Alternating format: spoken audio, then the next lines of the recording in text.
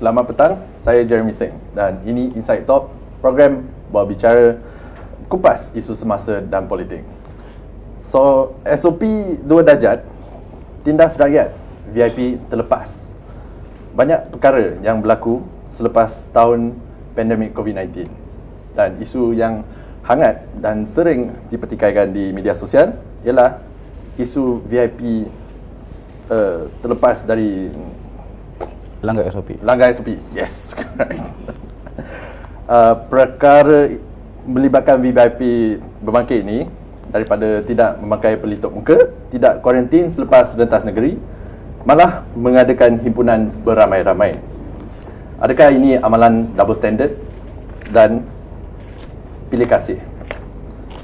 Jadi kita kupas hal ini bersama pengasas muda merangkap Naib Presiden Muttalib Osman. Apa khabar? Baik, terima kasih kerana jemput saya hari ini. Walaupun tak makan lagi, tapi kita harap kita dapat maintain kita punya energi pada kali ini. InsyaAllah kita makan nanti. Sebelum kita mula, saya ingin mengajak penonton TMI untuk tinggalkan komen-komen atau persoalan untuk mood di ruangan komen. Baik. Soalan pertama. Muda antara pengkritik kerajaan yang mempersoalkan tindakan-tindakan pilih kasih. So, apa pandangan Mood? Betul. Sebab ada tindakan pilih kasih itulah kita buat ada kita punya website namanya lapormenteri.com. Kat situ kita data. Ada satu pagi tu aku bangun, aku buka media sosial, aku tengok ada beberapa menteri tengah pergi macam bukan enjoy lah, dia pergi kenduri, dia orang kata pergi kenduri dekat satu majlis di Seremban. Dan aku tengok menteri-menteri tu bukannya orang Seremban pun. Jadi apa pada berita tu aku lihat sebenarnya mereka rentas negeri untuk pergi kenduri tu. Jadi aku rasa selaku orang rakyat Malaysia yang bertanggungjawab, aku nak siasat, aku minta polis untuk siasat perkara ini. Sebab aku tengok orang lain, kau pernah tengok hari tu kes apa tu, budak tutup pelitup muka yang menangis nangis sebab dia tutup pelitup muka, dia kena saman. And apabila kena saman 10,000 tu, ada beberapa contohnya yang penumpang bas kan dekat Sabah tu dia kena saman. So bayangkan, itu aku nampak tidak adil untuk rakyat macam kita lah. Kita buat tindakan serta-merta kita dengan compound. Apabila menteri-menteri ataupun VIP ni buat pelanggaran, tak pakai pelitup muka, rentas negeri, kita tak dengar apa-apa tindakan pada mereka. Dan macam kita tunggu, aku masuk juga dalam laporan polis itu satu kes Tan Sri Arwah Musa. Daripada bulan 1 dia katanya sampai sekarang saya tanya masih belum tahu apa dia punya keputusan lah kan. So itu antaranya lah yang aku rasa kenapa benda ini aku rasa tak patut. Kita sepatut rakyat harusnya dilayan sama rata lah. Kenapa mereka boleh terlepas dan kenapa kita kena benda-benda macam ni. Dah lah dia orang kalau balik daripada overseas dapat kena kuarantin 3 hari kan. Kita 14 ke 10 macam tu lah. Dia orang 3 hari. Faham tak? Benda-benda macam ni not fair pada kita. Tak patut. Apa kelebihan mereka? Dia orang ni kebal Covid ataupun kita ni lemah sangat ke Covid kan canggih kita. Ni rakyat, aku pergi ke hang nanti Covid tak pergi kan. Kira SOP kayangan kayangan 2 darjat begitulah. So jadi apa selepas dia orang biasa melapor dekat website ni, apa the next step? Next step ni memang kita pun tak nak jadi Rani Kulub sentiasa sentiasa buat laporan. Antaranya kita keluarkan dekat kita punya, kalau kita tengok kita ada antara berita-berita dapat, kalau dipastikan kesahihannya kita akan up dekat tu untuk pastikan rakyat tahu ini ada lagi. Kita hari tu terima Datuk Nazri Aziz pergi ke Kelantan, aku tak pasti, tapi Kelantan katanya sebab ada kamar kopi leko, Najib ke Kelantan begitu. Banyak pelanggaran-pelanggaran yang mereka bagi yang diorang takut nak ke depan. Jadi bila diorang bagi kat kita, ada masalahnya adalah kalau laporan polis tu nak dibuat cepat katanya, contohnya Najib itu langgar SOP tak scan My Sejahtera tu, diorang terus dapat terus denda kan, terus keluarkan report kan. Kita kena buat dekat tempat mana pelanggaran itu berlaku. Macam kes aku tu, bila aku report di Danwangi, dia kena dapat satu report di Seremban. Kalau ada orang buat report di Seremban, mesti kes yang rentas negeri untuk pergi kenduri itu akan cepat dijalankan. Cuma aku tak boleh lah nak pergi Seremban. So aku akan berharap ada orang yang buat report di sana kan. Kita akan dedahkan kalau dia nak buat report, kita dedahkan kat website tu, kalau dia nak buat report ke tempat dia orang dengan bukti-bukti yang kita berikan, kita persilakan. Tapi kita akan encourage lah perbuatan tersebut, buat pergi report tu. Ada orang mungkin ada orang muda yang kat sana boleh buat tindakan report tersebut. Kita memang merancang untuk kes, contohnya memang kes yang kita menanti penjelasannya adalah kes makan kenduri dekat Seremban itu. Kita memang menunggu dia punya hasil report lah yang kita buat. Tapi so far belum ada apa-apa lagi. Dengar kata Anwar Musa dah bayar compound. Dah bayar compound. So kira dah selama lah. Orang lain menteri ada 2-3 je yang bayar compound yang betul-betul tapi yang lain semua terlepas.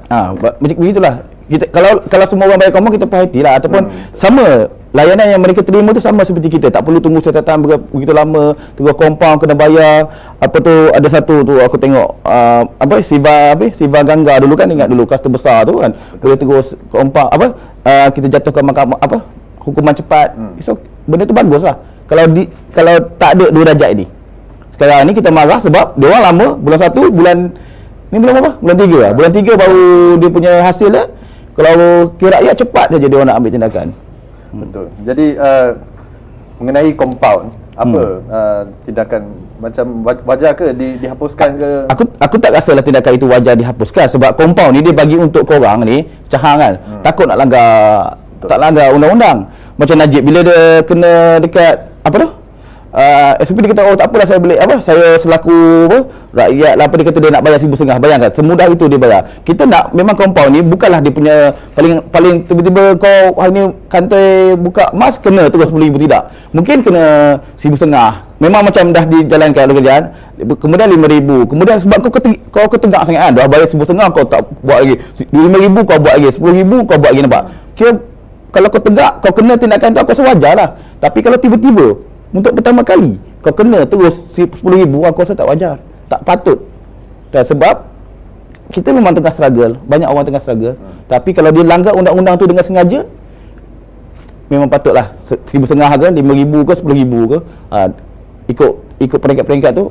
Tapi kira macam tidak boleh terus 10,000 lah. Kerajaan dah bagi kita. Itu pun lepas kita pinjam dari Aisina, so kita pinjam dari Aisina. Itu pun tak. Itulah memakai pada duit kita sendiri untuk bayar. Ya, itulah. Jadi compound. Jadi ada apa macam cadangan lain ke kita macam mana nak jaga SOP kalau kita pun dah jaga, ada yang macam mana nak kata kita jaga tapi orang lain tak jaga. Itu tak aku tindakan patutlah diadakan pada mereka-mereka yang melanggar SOP ni sebab tapi secara berperingkat. Apa tu? 1,500 ke 5,000 ke 10,000 boleh. Tidak sebab kalau dia orang langgar sentiasa langgar sampai 3 kali tu aku rasa memang dia orang sengaja langgar lah. Teruk sangat langgar kan. Tapi kalau awal-awal aku ulang balik, kalau awal-awal terus 10,000 aku tak setujulah. Sebab ia sepatutnya bukan menjadi income untuk kerajaan. Ia sepatutnya menjadi bagaimana kita nak mendidik rakyat dulu kan. Sebab bukannya semua orang tahu macam kita kan. Yang kita marah kalau menteri memang dah confirm dah tahu. Memang SOP tu kau dah confirm tahu, tiba-tiba kau langgar. Sebab kau rasa macam kau kebal, itu masalah dia. Kadang-kadang rakyat tak tahu. Aku kadang-kadang aku pernah dulu terlibat dalam macam kereta ni boleh naik 2 orang ke boleh naik 3 orang. Kita pun tak tahu, kita pun tak ingat. Tiba-tiba kena tahan kan. Kita tak tahu, memang kita tak tahu. Kita dah try baca SOP pun kita kata ada kadang-kadang boleh naik 2, kadang-kadang boleh 3. Kadang-kadang kita ni PKP, tiba-tiba kita PKPB. Kita kadang-kadang tak aware benda tu. Tapi kalau menteri yang aware, yang tahu, tiba-tiba langgar, bagi aku itu masalah lah. Dia menteri dah confirm dah. Ada orang ingatkan dia, ada orang beritahu dia dan dia adalah kita punya contoh lah sepatutnya menunjukkan benda-benda yang baik untuk kita contohi. Kena jadi teladan lah. Jadi teladan sepatutnya, kepimpinan melalui teladan. Okey, baik. Kita ada beberapa komen dari penonton. Terus masuk komen? Ada. Ni ada pelik ni apa? Tangan ular bang ni dari Syafizi Muhammad Isa. Statement yang agak pelik, tak apa. Menteri patut kena double denda sebab dia orang kena jadi contoh. Ya, macam aku cakap tadi lah. Kalau menteri kena 10,000 aku setujulah. Kan? Ni kadang-kadang menteri lambat nak didenda, lambat nak diambil tindakan kerana mereka menteri. Tidak boleh begitulah. Sebab pada aku adalah menteri itu adalah patut macam ni tulis tu, patut dijadikan contoh.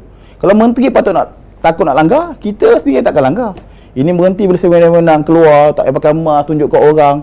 Aku rasa untuk rakyat macam kita tak boleh lah. Dan kita patut lawan perkara-perkara beginilah. Sebab itulah kita ada buat lapormenteri.com. Lapor menteri. Jadi saranan dan harapan dia kira harap-harap double lah kan?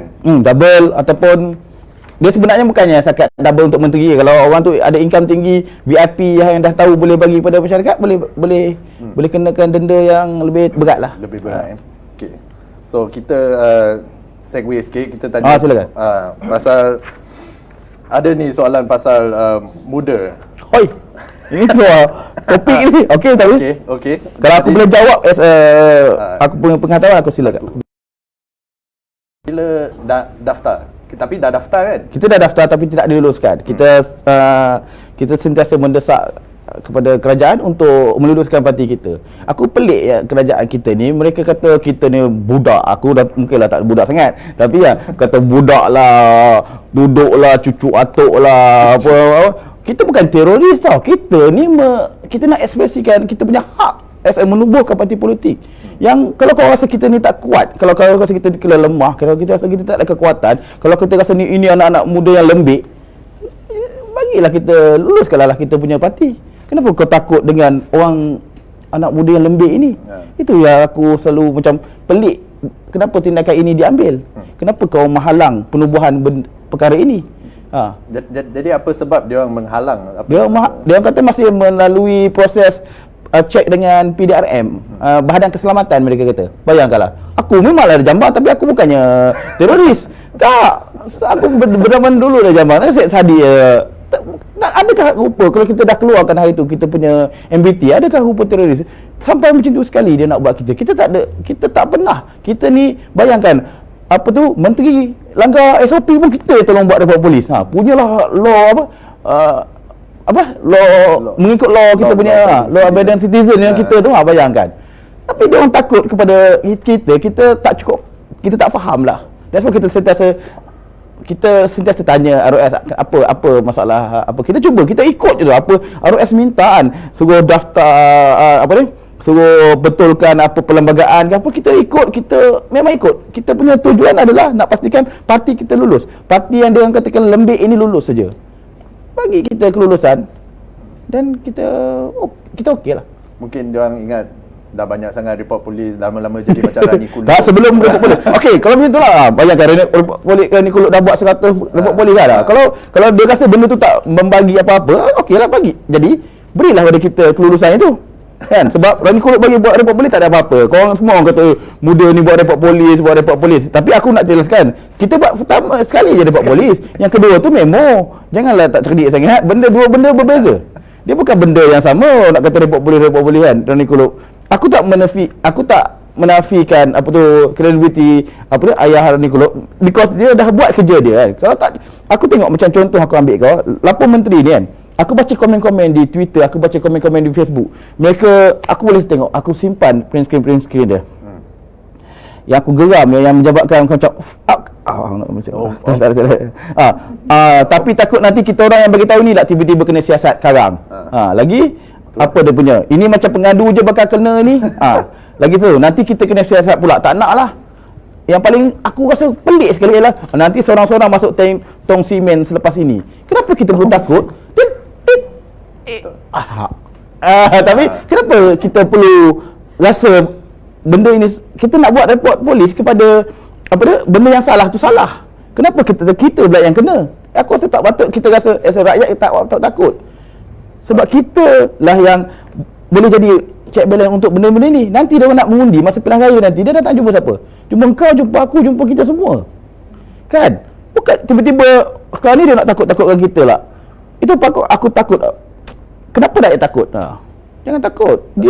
Kita do the right thing. Report polis ataupun kita macam minta siasat untuk kartel polis tu. Kita do the right thing, iaitu mohon untuk dedahkan apa siasatan yang mereka lakukan kepada kita. Kita nak tahu. Dalam kita, kalau rumah kita kena rompak, benda pertama kita panggil adalah polis. Kalau polis pun kita tak boleh nak percaya, kita nak panggil siapa? Takkan kita nak panggil Tok Bomo untuk tolong pagar rumah kita? Macam tu tak boleh. That's why aku rasa ada dua tindakan yang kita ambil ini, yang muda ambil ini, betul-betul sebenarnya untuk negara kita, bukan untuk aku. untuk kita keseluruhannya. Tapi bagi mereka yang sudah melaporkan, Ya. so after that kalau polis atau mana-mana pihak Kita- berkuasa tak, biasanya dia orang punya jawapan That's why kita ada prosedur, minta betul-betul desak, tanya lepas 2 minggu, tanya apa keputusannya. Kita ada badan kewangan dan ada beberapa badan politik pun dah tawarkan dia orang punya badan kewangan. Boleh pakai, jangan risau. So jangan berseorangan. Kalau kita keseorangan memang kita tak jadi takut. Aku kalau seorang-seorang buat report aku rasa macam, takut gila kan, lagi apa dia bertanya bawa lawyer lah apa. Tapi macam itulah, itu we prepare sebab kita kena do benda yang betul dulu. Kalau kita macam ni, takkanlah kita takut nak buat benda yang betul. You takut buat benda betul? kadang-kadang depends lah. Benda yang betul, do yang betul. Benda kalau benda tu kita yakin betul, kita jangan takut. Itu je. Macam kena sekolah hak. Tapi Okay, jap. So setakat ni macam mana sambutan? ada beberapa banyak report polis tu, tapi lah itulah dia di luar KL, kita tengah betul-betul kumpul tim untuk tak nak pasti macam aku buat report tu. Aku buat report tu, aku bantai semua 5 report. Satu dekat Anwar Musa, satu dekat KL Zuraida, satu lagi aku buat report Ismail Sabri yang kata Sendayan yang tak pakai mask tu. Satu lagi memang 2 lah, satu ni Kenduri ni 2. Jadi dia tempat yang berbeza. Jadi aku harap kita tengah kali ni kita lebih betul sikit, iaitu susun kalau orang benda tu kejadian tu di Kelantan, kita akan harap orang Kelantan dapat buat report lah. Mungkin kita punya responden kat sana buat report. Jadi kita tengah susun perkara-perkara ini supaya tak jadi apa yang aku alami tu sebab ia akan melambatkan siasatan lah. Kita nak harap terus dapat, terus cepat, terus dapat dia punya result dia.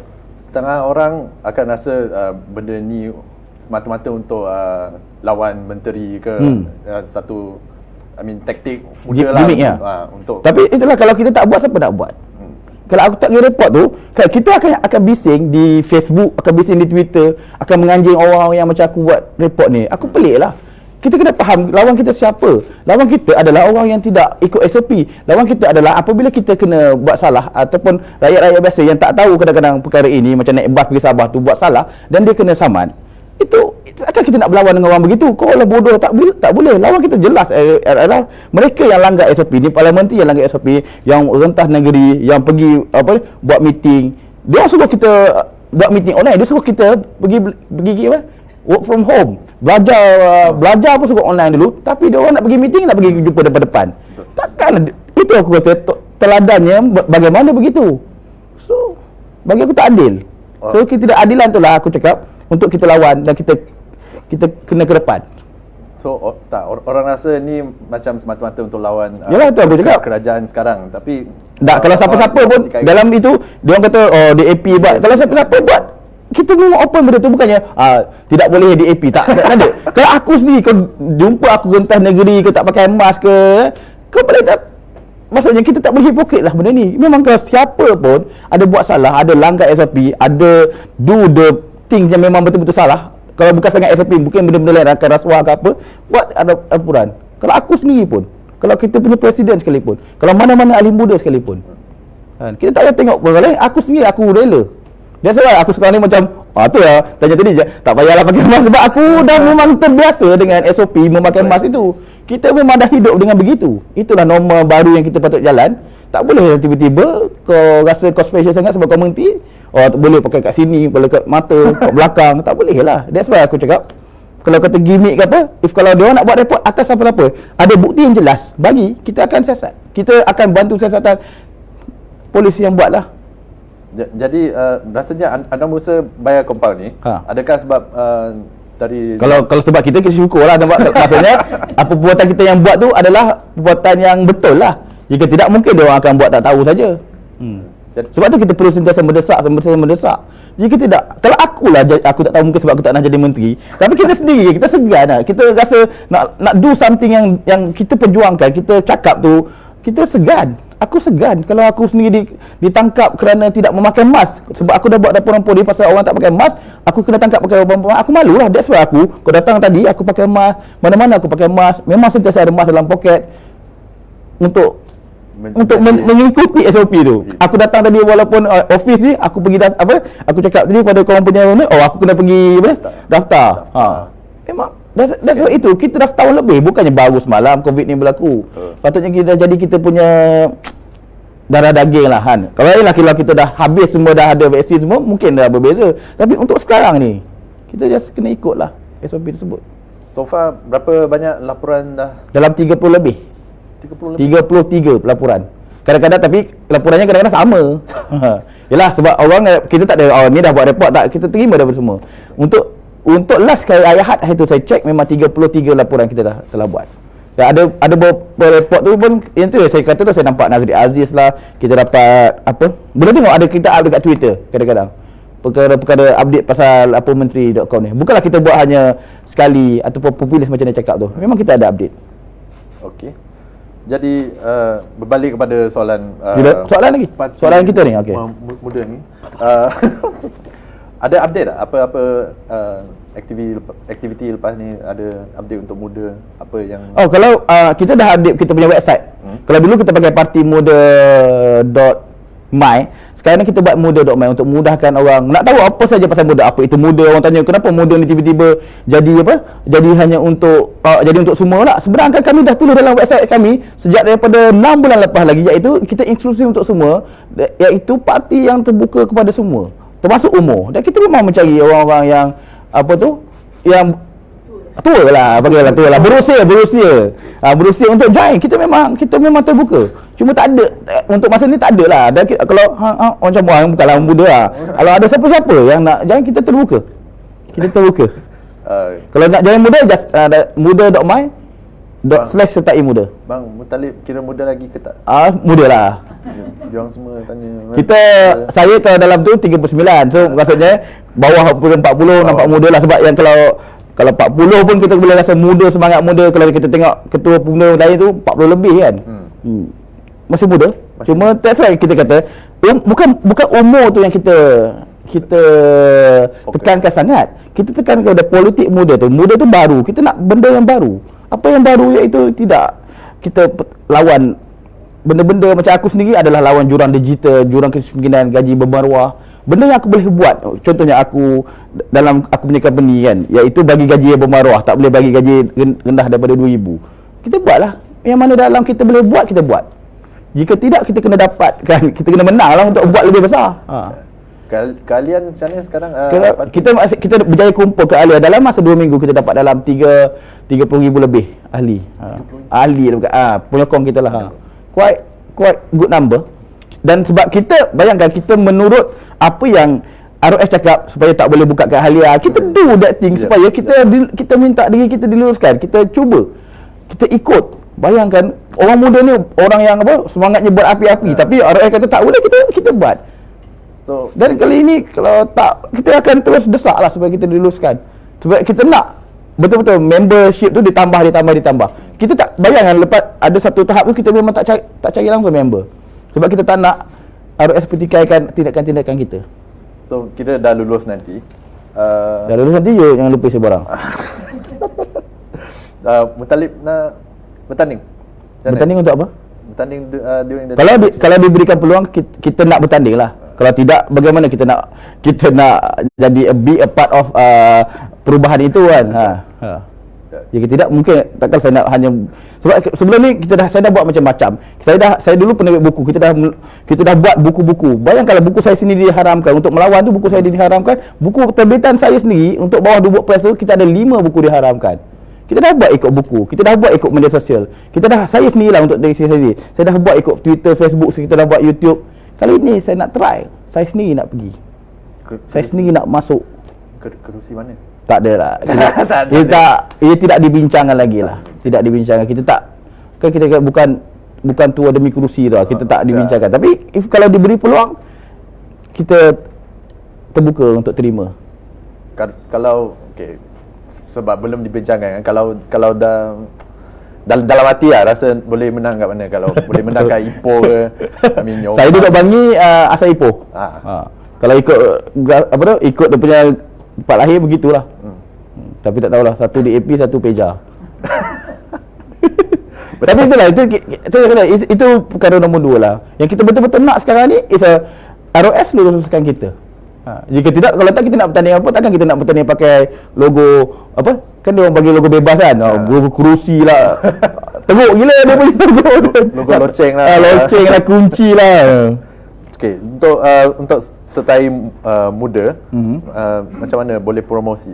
Boleh ada muda.my. Boleh masuk dekat website kita. Kita potong supaya benda senang ingat dalam semua otak orang, iaitu muda.my. Masuk dalam tu ada, kita bagi tahu kita punya 5 teras. Kita bagi tahu kita punya apa itu muda. Kita bagi tahu siapa muda, siapa orang-orang dalam muda. Boleh tengok dalam tu. Kalau lah katakan aku teruk, ada lagi banyak, ada 10 orang lagi yang boleh kau ambil satu untuk kau jadikan idola, untuk kau jadikan apa tu teladan, untuk kau contohi, untuk kau follow. Kalau tolak aku lah. Bayangkan begitu sekali aku rasa. Ramai lagi. Kan? Ada soalan dari penonton. Syahira Azwa. Ya, silakan. Okey, soalan dia, muda sokong PH atau PN atau nak jadi kuasa ketiga? Kita tak sokong PN lah. Kalau tak, kita tak buat lapor menteri. Okey.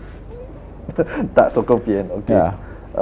Apa cara lain untuk menteri ni tak langgar SOP? Perlu. Dan aku kata, apa cara lain untuk menteri SOP? Sebab tu kita kena dedahkan, kita kena desak, tunjukkan mereka ni langgar SOP supaya mereka, macam akulah orang persendian, ataupun mereka tak malu, aku tak tahulah, tapi untuk aku orang persendian, jika aku didedahkan tentang menteri, aku malu lah.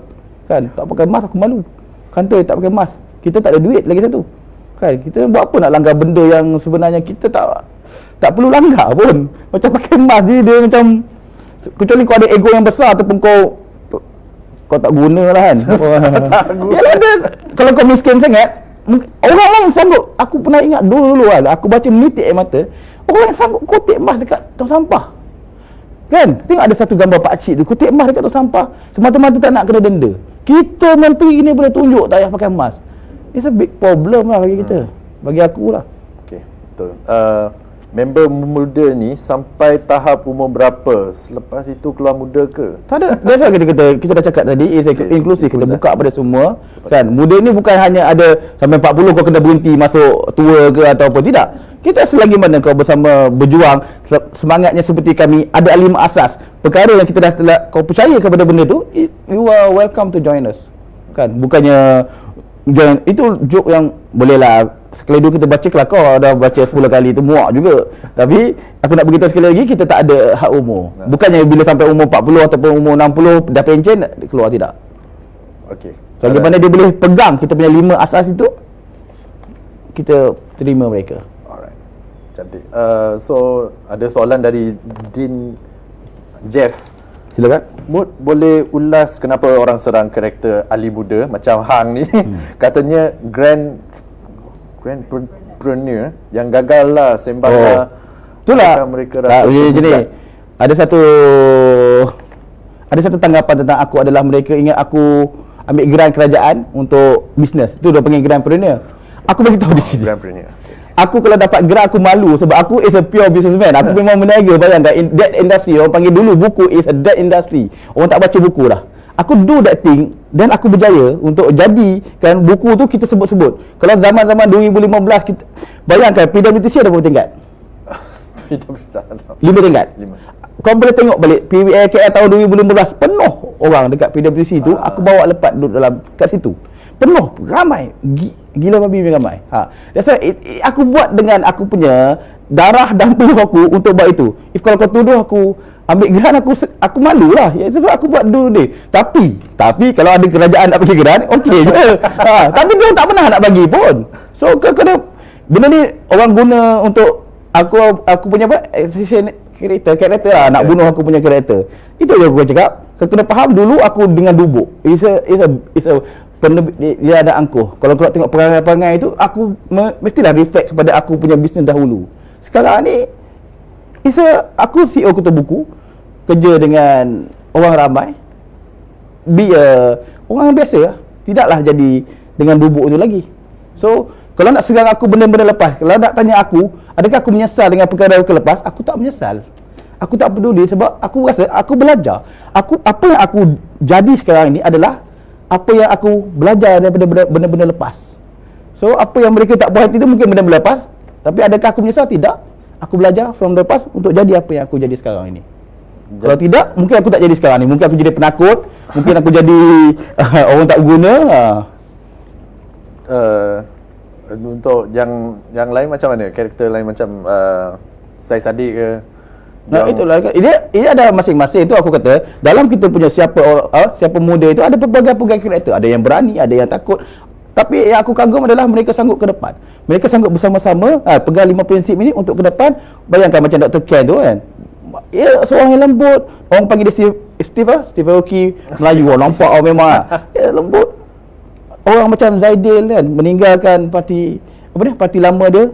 Orang yang berbeza-beza karakter dia. Duduk dalam muda, berbeza-beza perangai, tapi untuk satu tujuan yang sama, iaitu pegang 5 asas kita yang kita percaya. So aku rasa benda tu tak bolehlah semua orang nak jadi baik. Aku kalau dipilih untuk jadi baik atau tidak, aku bukanlah nak jadi baik. Aku tak suka pun bukanlah tak suka jadi baik. Tak adalah nak jadi baik sangat. Isa jadi orang, jadi akulah. Jadi apa yang aku ada sekarang ini. Okey. Jadi balik kepada SOP. Bagus. Jauh patah balik. Okey. Ramai orang kira struggle lah nak ikut SOP kan. So apa tak ada. Ramai orang struggle SOP ni maksudnya nak macam diorang nak pakai aku rasa tak apa yang struggle pada kau sendiri. Aku tak ada yang struggle je. Ia benda-benda yang mudah Mungkin dia rasa struggle sebab ada orang lain boleh buat, lepas dia buat kena. Itu dah rasa struggle lah. Pakai mask, scan, it's a good for kita kot. Aku rasa bagus untuk aku. Kalau tiba-tiba ada orang lain yang ada COVID kan, dia akan bagi tahu dalam tu kan. Aku rasa okey lah. Aku tak rasa nampak struggle dekat situ. Cuma yang aku nampaknya adalah dua. Yang kita bincang hari ni adalah ada VIP buat boleh, kita buat tak boleh. Itu yang struggle lah. Kita tengok off. Apa benda dia orang boleh buat, kita tak boleh buat. It's not fair. Tak fair tu yang kita geram. Kita ada 5 minit lagi. Oh, lama ke? Penutup kesimpulan. Okey, silakan. Okay, so VIP. Okay, ada nasihat untuk VIP atau menteri atau siapa-siapa? Ada nasihat pasal SOP ni? Sebab kita kadang-kadang tumpu pada VIP. Ada sebenarnya antara dua darjat ni termasuk juga sebenarnya syarikat-syarikat besar. Kau tengok syarikat Top Glove dulu kan. Bila dia kena ada kluster teratai itu kan, dia orang tak nak tutup kilang. Kita nak meniaga bersama peniaga makcik Kia lah apalah, jual goreng pisang kan. Bila kena kan, tutup weh. Kawan aku dekat Ipoh buka kedai runcit, tutup hanya kerana tak stabilnya PKP ini.